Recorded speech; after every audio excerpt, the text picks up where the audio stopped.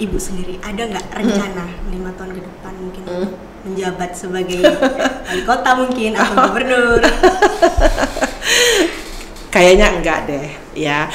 Ya kalau Pak Arinal nanti ada takdir ini bisa terpilih kembali menjadi gubernur di periode kedua, ya ini adalah periode terakhir Pak Arinal di dunia politik gitu. Jadi artinya tidak akan turun ke istrinya, apalagi ke anaknya gitu.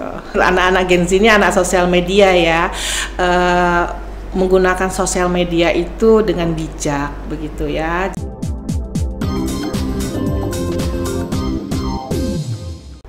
Kita tahu nih, tidak ada keterlibatan anak-anak ibu dan bapak selama masa jabatan bapak nih. Malah yang saya tahu, salah satu dari anak ibu itu buka usaha kue gitu ya. Soalnya viral banget di sosial media itu Bu, karena jualannya, kalau nggak salah panggilannya Atu ya, ya Atu Ica, sama kayak Iya, jadi aku waktu mau beli kuehnya Atu Ica itu butuh ngewar dulu karena kan peminatnya banyak, sedangkan Atu Ica itu jualnya nggak setiap hari ya Bu ya, karena sesuai moodnya kalau nggak salah ya Bu ya. Karena dia buat di Instagram tuh hari 2 hari ya untuk open PO, Sabtu Minggu saya mau liburan dulu, mau healing ke pantai katanya. Jadi kita sebagai pengguna sosial media itu buru-buru nih kasih info si Atu Ica buka, nah hari ini open PO nih, jadi rebutan Bu, kadang tokonya belum buka aja itu yang ngantri udah sudah panjang rame banget dan kuenya memang enak luar biasa gitu. Nah, bagaimana tanggapan Ibu dengan Atu Ica yang lebih memilih untuk bisnis sendiri, tidak terjun ke dunia politik itu Bu? Ya pasti saya bangga dong gitu ya. Jadi artinya anak-anak punya pilihan hidupnya sendiri. Kami sebagai orang tua sepanjang itu baik ya pasti mendukung begitu kan. Anak saya itu memang rata-rata seperti itu ya, mandiri. Mereka mungkin ada kepuasan sendiri gitu ya kalau bisa menghasilkan apa ya rezekinya sendiri gitu tanpa harus ngerepotin orang tuanya. Dan saya alhamdulillah, saya bersyukur, Bapak juga senang, artinya Bapak tetap konsentrasi di pemerintahan, saya juga tetap konsentrasi di organisasi yang saya pimpin, dan anak-anak juga enjoy, juga bahagia dengan dunianya masing-masing gitu. Jadi kita saling dukung lah begitu, karena memang dia fashionnya di situ gitu kan. Masak ya Bu ya? Iya, dia senangnya masak, dan itu juga ya kue-kue di Mahan juga nggak ada kue anak saya. Walaupun sebenarnya kesempatan itu ada gitu kan, tapi dia juga nggak ini dia jadi dia dibuat happy gitu, bisnisnya juga dibuat happy aja. Kalau dia capek ya dia berhenti, dia tutup dulu gitu. Ya mungkin itu trik dagang dia juga sih, jadi orang penasaran. Iya, karena adeknya aja mau kue itu juga payah gitu. Wah, itu juga diomongkan. Iya. Jadi memang kayak gitu Bu, mau dapetin kuehnya itu aja harus titip gitu kan. harus ngelis dulu, kalau telat 5 menit aja udah nggak kebagian gitu Bu. Kuehnya luar biasa. Mungkin strateginya juga gitu ya. Bahkan aku sebelum follow anak ibu itu sebelum dia berjualan kue sering sharing soal resep masakan. Dulu aku follow gara-gara Atu Ica itu bikin orek telur sama sambal orek telur terasi ya, sambal terasi. Sambal terasi itu kan sempat viral di mana-mana. Jadi di sosial media itu taunya itu bukan anak Pak Arinal, tapi jadi lebih ke apa ya, ibaratnya konten kreator. Jadi banyak banget yang recook.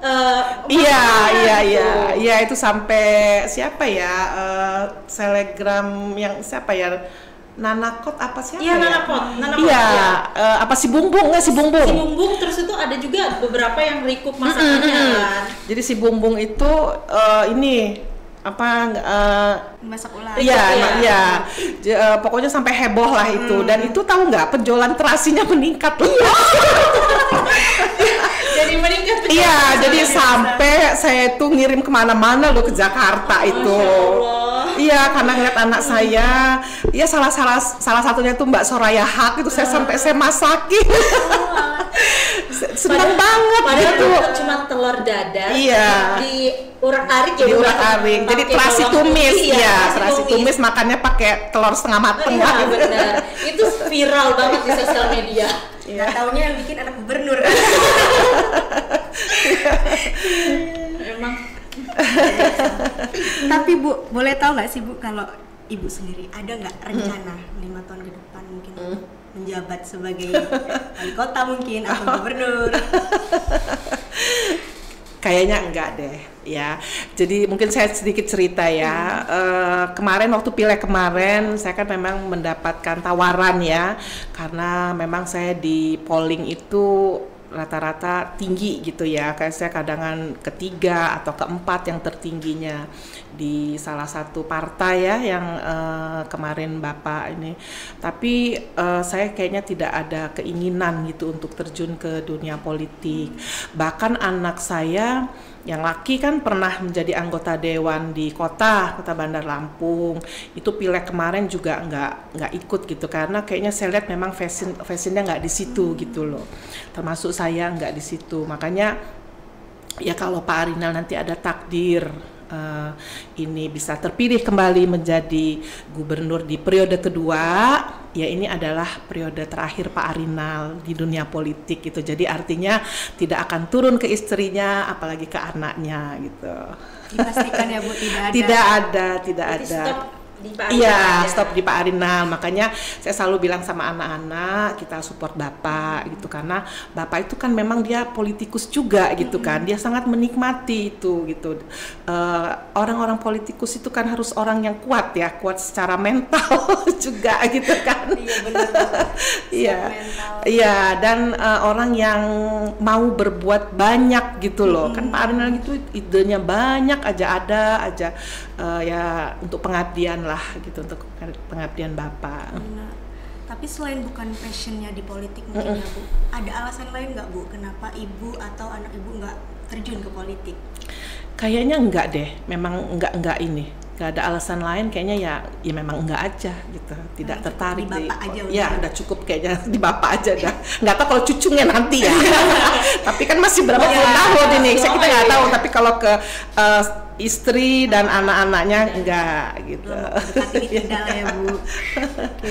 Itu maaf, itu pembatasan dari Bapak atau dari Ibu sendiri memang? Saya nggak tahu. Dari saya sendiri memang enggak. Tapi Dari kalau sendiri. Bapak sendiri, maksudnya Bapak itu nggak ini juga gitu ya, terserah saya gitu. Cuma dia pernah bilang kalau di politik itu pusing, dia bilang gitu kan, banyak yang harus dipikirkan gitu kan ya. Pokoknya intinya harus kuat lah gitu kan. Kamu kuat nggak daripada kamu sakit. Dan tapi memang juga saya nggak tertarik di politik gitu. berarti maksud Bapak baik Bu, biar Bapak aja yang pusing, Ibu yang menguatkan Bapak. Iya.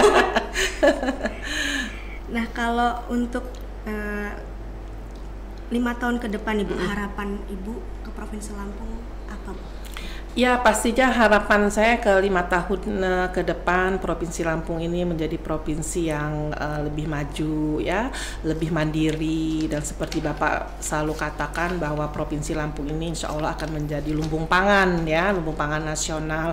Mudah-mudahan itu semua bisa terwujud. Di samping itu juga banyak program-program lain kan yang memang harus diperhatikan dan diwujudkan untuk rakyat Lampung. Artinya di bidang kesehatan, di bidang pendidikan, infrastruktur ini juga bukan hanya jalan gitu kan, tapi infrastruktur pertaniannya bagaimana gitu. Nah mungkin itulah nanti yang 5 tahun ke depan harus lebih dikuatkan lagi begitu. Nah selanjutnya nih Bu, dalam konteks Pilgub mendatang, apa pesan ibu-ibu nih kepada anak muda Gen Z, bagaimana mereka dalam berpartisipasi dalam pemilihan ini?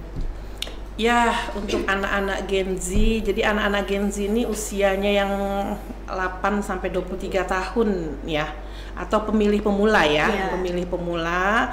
Ya, harapan saya sebagai generasi emas yang akan datang gitu ya, carilah pemimpin yang mempunyai track record yang sudah terbukti. Itu pastinya ya.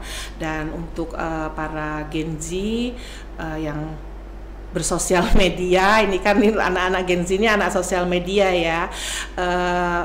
Menggunakan sosial media itu dengan bijak begitu ya, jangan saling menghujat, bangunlah hal-hal yang positif gitu ya, hal-hal yang positif yang harus dibangun. Karena apa?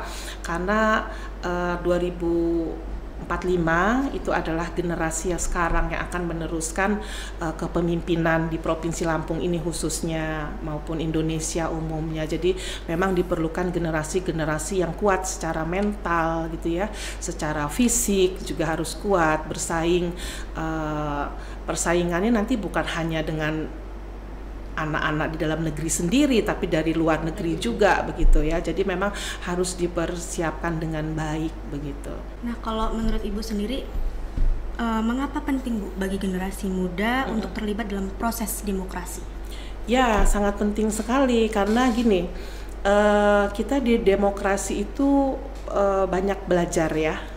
Dari demokrasi kita belajar kepemerintahan, kita belajar politiknya ada di situ, kemudian kita juga bisa, artinya kita bisa terlibat ya. Kalau di politik itu kan kalau kita terlibat berarti kita bisa memberikan hal-hal yang lebih besar lagi untuk negara gitu ya. Kalau kita peduli dengan negara kita, masuklah ke dunia politik begitu. Tapi dunia politik ini juga dengan menggunakan cara-cara yang yang wajar lah begitu maksud saya. Nggak sampai yang nyerang mental juga ya Bu? Iya, jangan sampai keserang mental juga gitu. Harus kenapa sih tidak dibangun hal-hal yang positif gitu dengan bahasa-bahasa anak sekarang begitu kan. Jadi memberikan pencerahan dengan bahasa gaul ya mungkin ya, tapi juga menjaga kesehatan mental juga gitu. Karena kan kita tidak ingin ya nanti generasinya menjadi generasi yang lemah, generasi yang lembek gitu. Karena kan anak-anak sekarang ini maunya mendengar ya, jarang membaca gitu. Kalau membaca juga baca dari handphone gitu ya. Kalau membaca secara literasi dari buku segala itu kan agak berkurang begitu. Nah, kenapa itu tidak digiatkan lagi gitu? Karena sesungguhnya kalau kita ingin menambah wawasan gitu ya, ya banyaklah belajar, banyaklah membaca begitu. Karena tanpa kita sadari, ketika kita bertemu orang, kadang hal-hal yang kita baca di buku itulah yang menjadi perbincangan kita gitu. Jadi menambah pembendaharaan bahasa kita, kosakata kita gitu. Dan bacalah buku-buku yang bermanfaat, buku-buku yang memang ada motivatornya, ada motivasinya begitu. Jendela dunia ya Bu. Ibu boleh diminum dulu tehnya? Iya. Makasih. Baik Ibu, tak terasa kita sudah di penghujung acara nih Bu. Apa pesan yang ingin Ibu sampaikan kepada pendengar di sana mengenai peran seorang istri sekaligus ibu dalam keluarga? Silakan Ibu. Ya, tentunya saya ingin berbicara ya sebagai seorang istri dan seorang perempuan ya. Artinya kepada calon-calon istri juga begitu. Menjadi seorang perempuan itu dalam keluarga adalah suatu hal yang anugerah yang terindah gitu ya.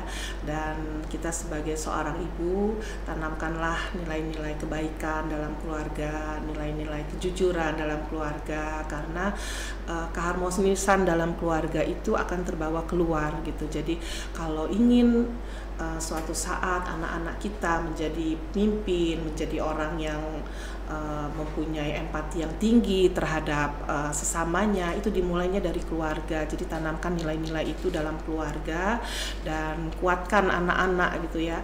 Apapun kondisi anak-anak, seorang ibu itu harus menguatkannya. Seorang ibu itu harus memberikan bahunya ketika anak-anak mempunyai masalah, jangan dijauhkan, justru didekatkan, diajak bicara begitu.